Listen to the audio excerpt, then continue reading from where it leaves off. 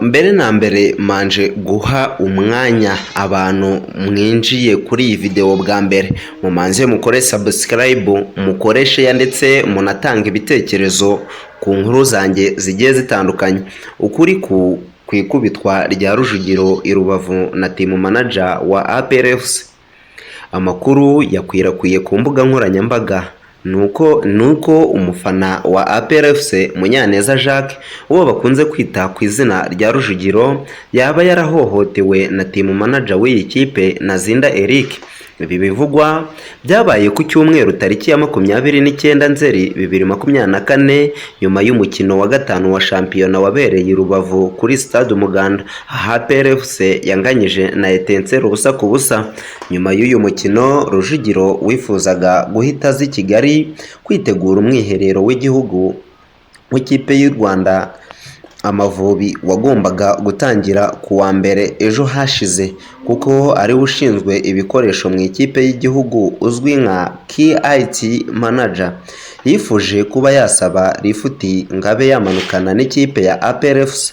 Ubwo yari ageze ku modoka y'abakinnyi arimo yegera umuryango ngasabe kumanukana n'abakinnyi, nibwo ibi byose byabaye.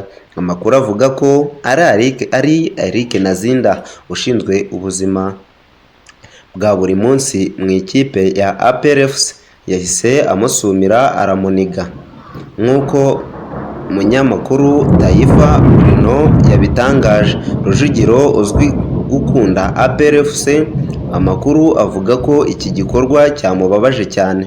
Gusa chairman wa APR FC Colonel Retired Richard Karasira yahise ababwira ko bagomba kumumanukana akajya kwitegura akazi ke yagombaga kujyamo, niko guhita amanukana n'ikipe. Munyaneza Jacques uzwi ku izina rya Rujugiro akaba yahakanya aya makuru avuga ko ari ikintu cyahimbwe. Ati ndabyutse mbona abantu benshi babinyandikiye bambaza uko meze, ariko nta kintu cyabaye. Yancebeje asebya n'ikipe, gusa ikibazo cyose cyanaba mu ikipe umuntu yagikemura kitagiye hanze. Gusa nubwo yavuze ibi, amakuru nanone isimbi yakuye mu bantu ba hafi b'uyu mufana nuko yavuye i Rubavu atishimye, hari ukuntu batumvikanye. Habimana Jean d'Amour, mwibuke gukora subscribe ndetse na comment.